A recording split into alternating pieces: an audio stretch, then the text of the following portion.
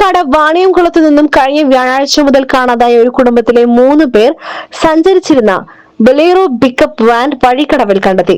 നാടുകാണി ചുരത്തിന് സമീപമുള്ള വഴിക്കടവ് പുന്നേക്കൽ റോഡിലാണ് വാഹനം ഉപേക്ഷിക്കപ്പെട്ട നിലയിൽ കണ്ടെത്തിയത്. വാണിയംകുളം കൃഷ്ണകൃപ വീട്ടിൽ ബാബു ഭാസ്കർ, ഭാര്യ രമാദേവി, മകൻ വിഷ്ണു എന്നിവരെയാണ് കഴിഞ്ഞ ഏതാനും ദിവസങ്ങളായി കാണാതായത്.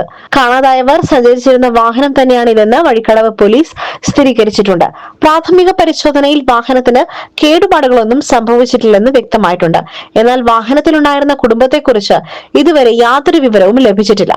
ബന്ധുക്കളുടെ വീട്ടിൽ ഒരു വിവാഹ ചടങ്ങിൽ പങ്കെടുക്കുവാൻ പോകുകയാണെന്ന് അയൽവാസികളോട് പറഞ്ഞാണ് ഇവർ വീട്ടിൽ നിന്നും ഇറങ്ങിയത്. എന്നാൽ ബന്ധുവീട്ടിൽ ഇത്തരത്തിൽ യാതൊരു ചടങ്ങും ഉണ്ടായിരുന്നില്ലെന്ന് മനസ്സിലാക്കിയ അയൽവാസികൾ വിവരം ബന്ധുക്കളെ അറിയിക്കുകയായിരുന്നു. തുടർന്ന് ബന്ധുക്കൾ ഷൊർണൂർ പോലീസിൽ പരാതി നൽകി.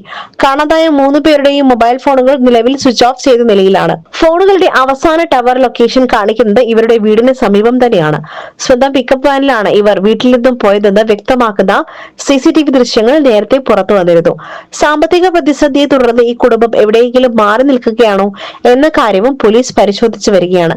കാണാതായവർക്കായുള്ള തിരച്ചിലും സംഭവത്തിൽ പോലീസ് അന്വേഷണവും ഊർജിതമാക്കിയിട്ടുണ്ട്. SS Gold, Pure Gold. SS Group, Nilambur.